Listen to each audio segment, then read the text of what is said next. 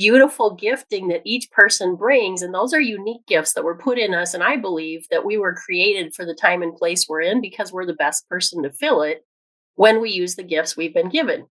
So, how do we find those gifts? How do we grow those gifts? The sooner we can start to help our young children understand those gifts, the more comfortable they're going to be in their own skin and the more they get to really flourish. Welcome to Real Talk with the Parenting Blueprint Coaches, where we discuss all aspects of parenting using the foundation of understanding personality dynamics to raise independent, responsible, and resilient children. My name is Karen Wagner, founder of Teaching Our Youth and the Parenting Blueprint. Let's dig right in with today's topic and have some real talk with the Parenting Blueprint Coaches. In a world where leadership skills are more important than ever, how can we help our kids understand what it means to lead? Not just by taking charge, but by listening, collaborating, and making a positive impact. Whether you're a parent, teacher, or simply someone who cares about nurturing young leaders, you are going to love the conversation we have today, packed with so many insights. So today I am here with Kathy Kasten, who is the founder of Lion Crest, and she has got a wonderful business all around leadership. She has an impressive resume. So Kathy, I'm going to go into your resume before we get started because you've got some awesome qualities here. So Kathy is actually a 6th generation Southeast Minnesotan. Did I say that correct? Yes, Minnesotan. Kathy spent her childhood in a home with a gifted brother and amazing parents. She learned the value of family, creativity, hard work, faith, and a love of learning. These life lessons produced in her a passion to serve others, which has been a part of her entire life journey. With thousands of hours of experience, Kathy's areas of expertise include leadership development, team building, executive coaching, strengthening communication, strategic and succession planning, and goal setting. Kathy and I are both trained by the same founder of Personality Insights, Dr. Robert Rome. And so this is where we have connected as well. She is a blessed wife, married to her high school sweetheart. I always love those love stories. She's a mom and a grandmother. She loves purring cats, playing piano, directing her church choir, and of course, chocolate. What woman doesn't like chocolate, right? She believes that every person has the unique potential, and it is her goal to give others the courage to grow, lead, and serve. Kathy, I am so excited to have you share your insights with our audience today around the topic of your book, which is all about leading. So tell us a little bit about the book and what drew you to write a book on leadership in children when you do so much work in the adult world. I think it goes back to the core of we were created with unique gifts. And I get to see the adult versions of, as we've grown up, how those gifts play out and where people struggle with using them or recognizing them and how they benefit from using them. And I was introduced through a mutual friend to someone else who also had a passion for children. And the two of us on the very first meeting we ever had hit it off right away and got talking about there's not much material out there for helping kids to start to learn to celebrate who they were made to be. One of the examples I like to give is if you think of a baseball team with all pitchers, or if you think of a hospital with all nurses, or if your color crayon box was full of just the color red, right? We need that great, beautiful gifting that each person brings. And those are unique gifts that were put in us. And I believe that we were created for the time and place we're in because we're the best person to fill it when we use the gifts we've been given. So how do we find those gifts? How do we grow those gifts? The sooner we can start to help our young children understand those gifts, the more comfortable they're going to be in their own skin and the more they get to really flourish. Because if I try to become good at things I'm not gifted for, I might reach a certain level, but I'm never going to be extraordinary in it because it's not my gifting, right? My brother is an amazing artist. I draw stick people. And so, I mean, part of that is just learning where is my gift. And when I find those gifts and I really start to develop those, then I can go to whole different levels of just fulfillment and making a difference in people's lives.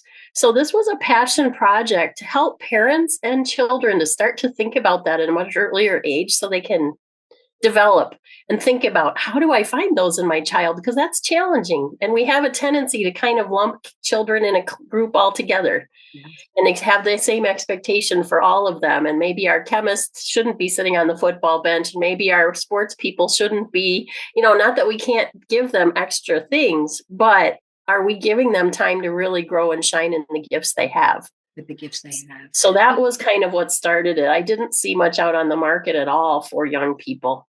Yes. And the fact that the book is geared towards a younger child, it's not necessarily adolescents or teens, that we can really begin to develop this at a very young age. So why do you feel it's so important to develop these qualities?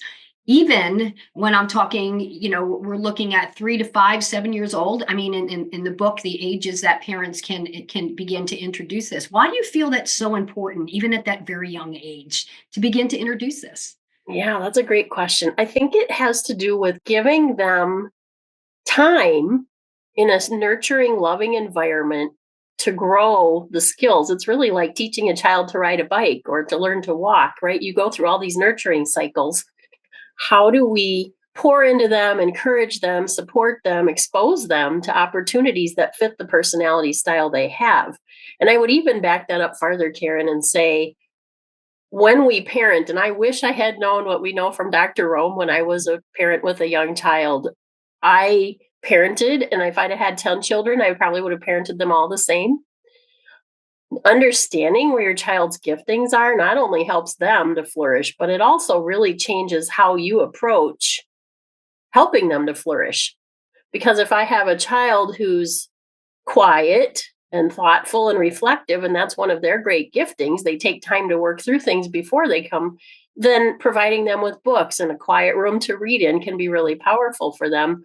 Versus, I have this child who talks to everybody they meet and they're very excited all the time and they can't wait to interact with people. My daughter used to sit at 3 years old in the shopping cart and talk to the people behind her while I was checking out the groceries. And so recognizing that if I put that child in a quiet room, they may not get as much out of it. Can I put them in some activities? Can I bring more exciting material to them? I wouldn't want to say exciting in a way that the other isn't, but just maybe more flamboyant, if you want to say, and flashy, right? Because that's going to appeal to them more. And so understanding that as a parent makes parenting a lot easier, but it also helps us to open the box to extraordinary for your child. And that's fun. It is so important. I'm going to reflect back to my growing up, and before we jumped on live, we were kind of going into this a little bit, but I had always been a talker and talk and talk and talk. And my mother would call me motor mouth. And, I always was talking. And then I had my own mind. And she still to this day calls me controlling, and that's a whole nother story. But there were qualities in my personality that maybe she didn't necessarily find beneficial as a parent, right? And so it didn't make me feel good because that's really all I had. I would look at other qualities that other people had. And this not only growing up in high school, but even in my early 20s, and saw the gifts that others had and still wondered, what do I have? God, what did you give me? Because I saw other people's gifts as their gifts, but I didn't recognize mine because at the time, my gifts were not celebrated. They were tolerated, right?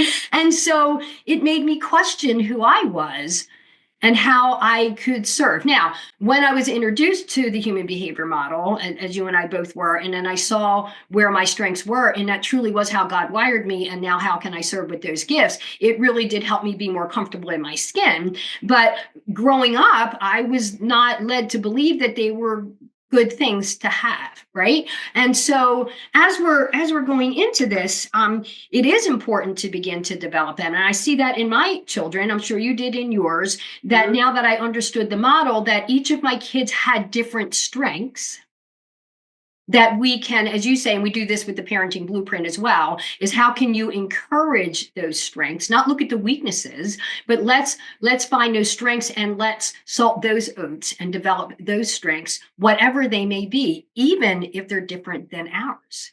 And I think that's so important to start early, because I will tell you, I've worked with people that have really impressive resumes that have broken down in tears on calls with me because they thought there was something wrong with them, or people didn't see that gifting in them, and so they were trying to be someone they're not because right, and these are grown adults who have wrestled through this their entire lives. So trying to give them comfort and joy that you're created how you're supposed to be. And I'm a big believer. I don't have, Kathy can practice drawing and she can keep working on painting, but she's never going to reach her brother's level. And it's okay because I have different gifts. I can celebrate his. And I think one of the things that maybe you and I work on is, rather than trying to make everybody be 100% perfect at everything all the time, which I think sometimes our culture breeds, it's more about bringing people around you that have the gifts you don't, and being able to really create that masterpiece team, right? Where you have all there are areas in the personality styles in the world that I am not as strong in. So I have made a point to surround myself with friends who are.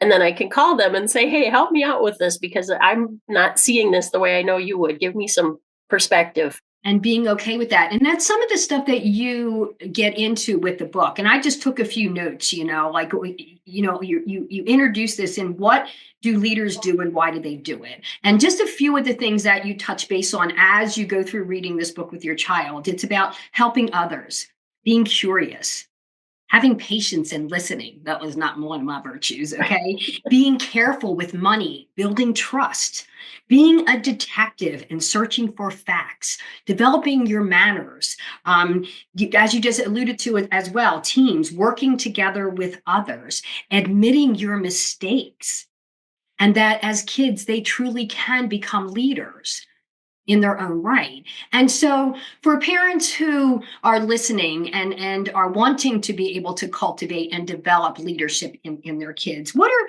some examples of ways that parents can develop or encourage leadership based on the natural personality strengths? And many of our listeners are familiar with the DISC model. If they've been following me, the dominant, inspiring, supportive, and cautious. And so, but from your perspective and having written that book, what are some ways that parents can begin to encourage those leadership qualities even at a young age? Well, I think the first thing is being aware of them, right? That's always the first step. And so, and I'm sure you offer the DISC models where the children, I've had my grandchildren take it. I have my whole family on a DISC circle, and I love that. And all of my grandchildren are different. So having understanding of how to interact with each one of them, I think that's a first step, being aware and having the child to be aware of, this is some of the gifts that you have. So once we get to that point, then we start thinking about how do we help them develop those gifts. I again think awareness is a key first point. So starting to help them look across at, Jenny has a different kind of set of gifts. Do you see any of those? Like, what do you think she's really good at? Right? Just starting to get some recognition and then saying, isn't it nice that both of you have different gifts that you can bring and serve with? So that's one of the first things I would say, is just starting to even talking about your own family or brothers and sisters, or and while some of the DISC model behaviors have more competition in their nature, I think getting everybody to the point where they can celebrate, it's wonderful that we're not all the same. And that really annoying person in your life who drives you crazy is probably the person you need the most, because they complete you. They fill in the gaps of the things that are not natural for you. So what I often see in adult situations is either the person who's most different than you drives you crazy, or someone who's exactly like you, because then you're kind of turf warring over who. Yeah, turf war is Right? a good way of putting it. Yeah. So, I mean, if I went through different examples, like one of the groups is the cautious groups, they often want to have the right answer, and understandably so, because as adults, they're the ones who make sure the car brakes work and the airplane doesn't crash, and they take that very seriously. And they hold it all inside, but they've thought about things. They decide where that answer is going to be. And when they get to that answer, that's the answer. Well, now enters a second child who also has that skill, and he has a different answer. And you have this conflict. So another thing that I work with, even with my adults, is getting them to think of it like putting something on the table and looking at it together. It's not about Kathy and Karen. It's about, okay, we have this problem with the bicycle keeps tipping over. Let's put it on the table and together see if we can work through it. And a lot of times I love using the illustration of a 6. a number 6, I will put that on the floor and have people stand on each end of it. And one person thinks it's a 9 and one person thinks it's a 6. So my question to them is always, which one's right? Exactly. Right. And so helping them to work through, we can work on this together. And it might be that there's a better answer that your 2 answers together will create. And how do we look through that? There might be a part C that we've missed. So that's an example for cautious. I think for a lot of the others, it's if they're driven or inspiring individuals, then putting them out in some group activities. Teaching in the adult world, I call driven personalities, sometimes machine gunning personalities. We can generate, and Kathy lives partly in that world. I can generate 1,000 ideas in 2 minutes, and I love it. It's very fun for me. For somebody who's, if you can imagine, someone like a cautious child who's like, okay, how am I going to build all that? I can't build all those Lego things. I can't even keep up with all the stuff you're shooting out. And so I think giving them different places, giving your reserved children, which would be your cautious and your supportives, quiet space to reflect, one-on-one conversations. Your driven and inspiring can be in groups more. That can be really helpful. And just talking through, what is it that is hard for you? How do I look at also what's a challenge with my gift? So like for a driven individual, learning not to fire 1,000 ideas at somebody who is I need to talk it out. Yep. They take every step of that's the next step we need to build. So I might talk about an airplane, a car, and a scooter, and they start building all of them. And then I come back and say, well, I was actually thinking about a rocket ship. I was just talking it out loud, right? Right. So that's, I guess, another idea that I would have for parents as a start place is really start with 2 questions you can teach your kids. One, am I, or is the person that I'm talking to, and even as a little child, is your friend really chatty and loves to talk, or is your friend more quiet?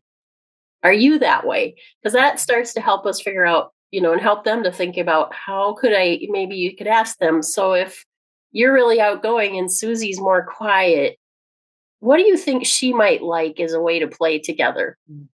Right? Something like that. So that's a first one. And then a second one would be asking them to think about, do you like to make things or do you like to hug and talk with people? Right? Things like that, where we start to give them task versus people so that they can reflect on that and think, okay, my little friend, are they like me? And we just like to talk back and forth. And that's really fun. Again, I think at this age, awareness is a huge part of it. So the book really talks about different ways people can lead. An example I have of someone I coached in the adult world that was a high supportive that really stuck with me because it was showing me how you have to also work with the challenges for your gifts, the blind spots. Kathy can want to fly to the moon, get in her ship, and forget to check to see if she had fuel. Right? So that can be an issue. But I had a client years ago that was a supportive person who would let everybody else in the room speak first, and they were the leader, which was kind, gracious, wonderful, give everybody the floor, give them a chance to speak. Well, I was also working with other team members, and one of them said to me, I don't think our boss has any ideas of their own, because they never say anything and then they just take our ideas. Well, by the time you've gone around a big room and listened to all the ideas, somebody probably had a similar idea. So, then we had to talk about, okay, we need to adjust that so that you're speaking sooner in the meeting so that people understand, because I knew, having coached them, that they had lots of ideas. So giving them insight into maybe some of the challenges they'll have. People that are cautious, young children, may be very misunderstood and very isolated. Even as adults, they often get viewed as, do you have a beating heart? Are you alive? Because they're so internal in their processing that they don't show body language. I know. So teaching your child, if your child is like that, just to smile or to say once in a while, this is hard for me, or I don't think I want to do this part, or, expressing that. I, again, had a client years ago who very analytic, very gifted in that area. And I actually made a comment to them about, I can see that you're very passionate about getting this right. Because obviously lives might depend on the decisions they make, or budgets, or, all the things that come with that. And he actually broke down in tears on that call and said, nobody's ever seen passion in me. And I said, I know it's in there. It's just behind the skin and people can't see it. So helping your child to understand that people are going to see them differently depending on, I love colored sunglasses. You can buy those at like the Dollar Tree. And I think they're, or somewhere like that. Buy colored sunglasses and have your children put those on and just talk about how the world looks different with different colors. Right? That would be a really fun Great idea. word picture. That is a great word picture because, you and I both know that different personalities lead in different ways. And a lot of times the perception is that you need to be a dominant to be a leader. And Right. where the dominant, may have that natural ability, as you say, to come up with the ideas. They're more the visionary and maybe the delegating, but that's just that strength. The inspiring personality has the energy and enthusiasm and Right. creativity to keep everybody motivated, and they lead from that perspective. The supportive personality, just as you talked about your client, tends to, I don't want to say lead from behind, but they serve. So they really want to hear what everybody has to say, and they take that in and they process, and then they'll come up with a solution based on what they're hearing and what their values are as well. Where the cautious personality, again, very guarded, everything has to be a certain way, and they can be very precise. And it's not right or wrong, it's different. But when you understand the different personalities and what their priorities are in their leadership, we're less offended that they're letting everybody go first and stealing the ideas instead of saying they just want to hear our voice. They're giving us a voice, where sometimes a dominant personality doesn't give the voice. They are the voice. I know that I've had to learn to just be quiet, listen, ask questions, listen some more, because I just have the idea and I'm just delegating and everyone's like, whoa, whoa, whoa. Okay, because I can be that influencing as well, but that's not always necessarily the best approach depending on the situation. And so you may see that in your children, the kids who come up and are bossing the other kids around. You may have the other one, like my son Eric was in the neighborhood, just riding his bike around the neighborhood, finding all the kids for the pickup baseball game or the pickup basketball game. He was the inspiring and supportive and making sure that we were all getting together and doing things together. And Kyle, if there was anything in the house that needed to get assembled, he was my man. Because I knew he would do it and do it right. Because I knew if Eric started it, he would not finish it and there would be parts left over. You know what I mean? And but it's okay. I knew where their strengths were to encourage that. And one of the things that we do with the Parenting Blueprint and one of the resources that we have, and I can put a link to this under this video, is 20 affirming word statements based on personality. And so we can continue to affirm what we see and even go deeper, because I'm giving you a cheat sheet to do it, to affirm those strengths that we see and noticing when they're doing that, which builds their confidence and self-esteem as to who they are and the value that they bring to I love that. family, to the organization, to the classroom, to the team. All of those things are just so important for our kids. I love that, Karen. And I hope everybody will take advantage of that, because learning the words that resonate with your child are also really important. And that's a skill. If the children can learn any of that as they're growing, it completely changes their lives, and it changes the lives of the people around them. They're going to be so much more appreciated and respected because they have that awareness, and that's rare. So, Kathy, before we sign off, what would you say to parents who have the young kids and we still feel as though, as parents, we're totally, I don't want to say controlling, but you know what I mean? Just overseeing everything in their world and not necessarily giving them the opportunities to lead. So in your book, Ready, Set, Lead, this is geared towards young kids. But what would you have to say to parents that have not yet brought that into their parenting style and developing that? Just the value of that. Yeah, I just think it sets the core of who they are. Right? Being able to understand who I'm created to be and that I am supposed to be this way. I have to figure out how to handle what I've been given. There's in control and out of control behaviors in every gifting. So what does that look like? How do I learn? But as a parent, if I can start to give my child confidence that there's nothing wrong with you, you were created this way. We just need to help you learn how to use it in control and to use it. And obviously for young people, maybe you don't use that wording, but thinking about how I can use it in the best way possible, right? How can I be a good friend? How can I be a good brother or sister? How can I be a good classmate? That central value is pivotal. And I even think, I will tell you, I've had to coach quite a number of adults as they've worked out of a career and into another one because they went where everybody expected them to go or where they thought the world expected them to go, and they weren't happy. So I'll give you an example. Inspiring people typically, and there may be exceptions to this if you're a blend, but typically they're not going to love sitting in a desk doing data entry all day. I've had clients who after 6 months, I usually give them 6 months in a job like that. That's just not their, so they're never going to be as happy, which affects their family, affects their morale, right? And so if we can help them to understand where their giftings are, and Dr. Rome has materials, I'm sure you do too, about what that can grow into for different personality styles.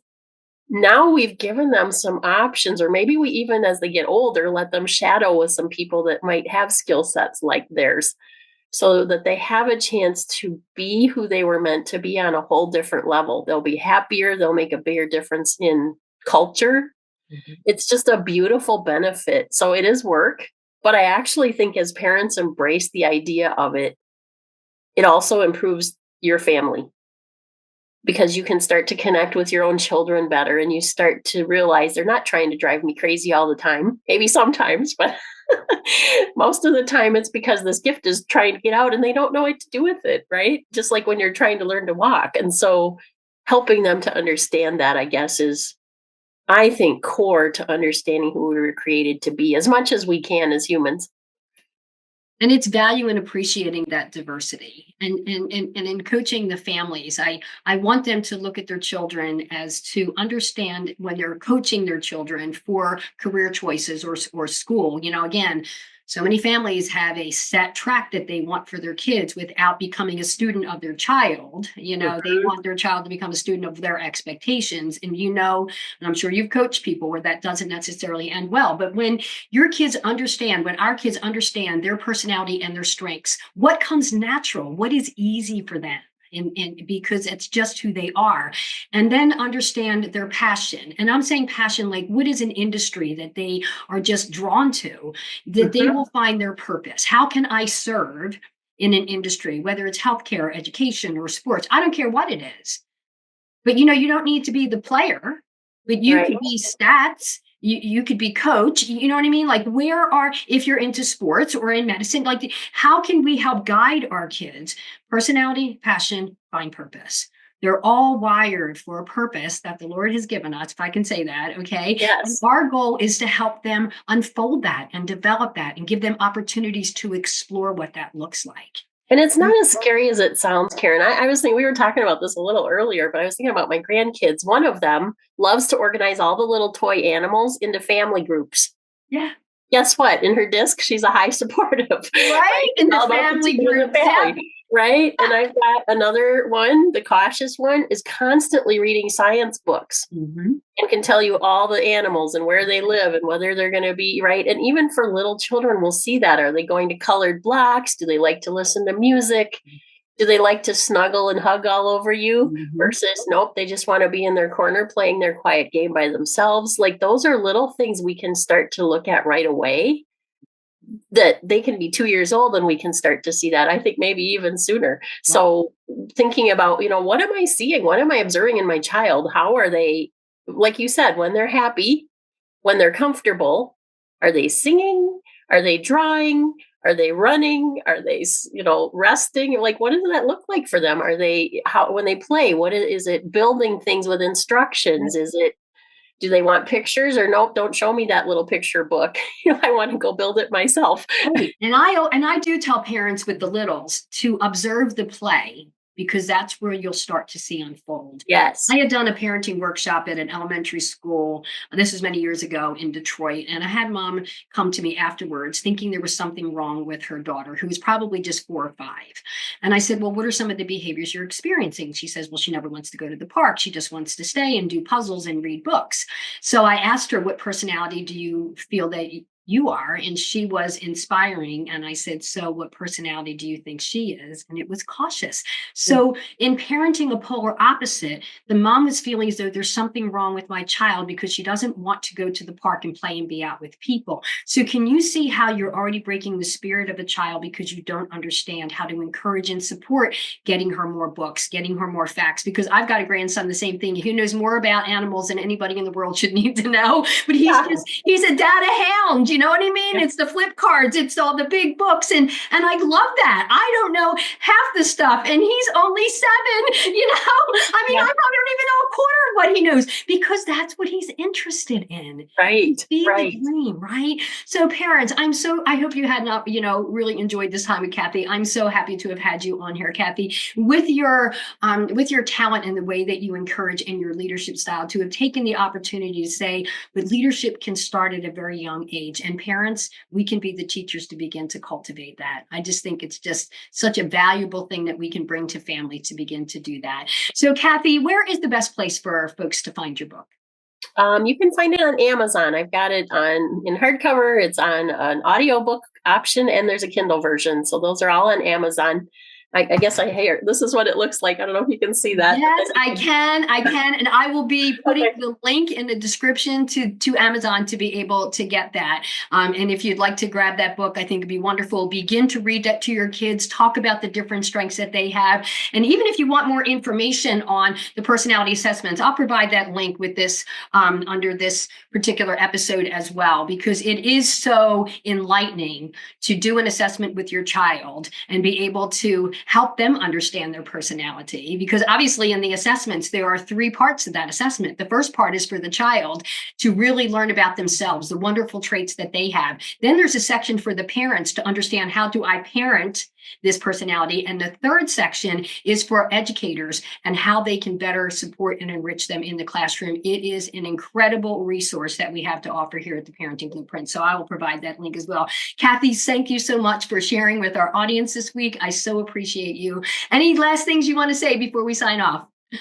One last thought I had, actually, as you were talking about the DISC assessment, I was thinking about, if I have that child who doesn't want to go to the park, one of the things that I can do to support that child is maybe help shape their thinking, because they will want to interact with the world. If they have all these brilliant ideas, let's say they're really great in science, how do I get people to listen to what I've found? So maybe talking with words that help them of, if we go to the park, we might meet another young child who loves to read books, who might be able to share some ideas with you, so that they don't become really siloed and they do learn some social skills, but using words that appeal to them. If you've got somebody that's an outgoing, inspiring person, we're going to meet a lot of friends at the park, right? Or maybe you'll meet, if we take them to see a quiet child, you're going to meet a quiet young friend who's going to show you some new exciting things that maybe you've never thought about before, or you've never had a chance to play with, right? Or something. Think of wording, I guess, that would fit more where their passions are. So that was just a thought, is it's really important to also help them to integrate and understand that those other people can be really valuable connections. It's not just me. It's also, how do I connect with the world outside of me? I love that. I love that as a final thought, being able to encourage your kids to just embrace the diversity of their world so that we can learn from each other. Wonderful final thought. Kathy, thank you so much for joining me today. Thank you so much for joining us for this episode of Real Talk with the Parenting Blueprint Coaches. Don't forget to like and subscribe and share this with other mamas who you think this will benefit. We look forward to seeing you on our next episode. Talk to you then. Bye.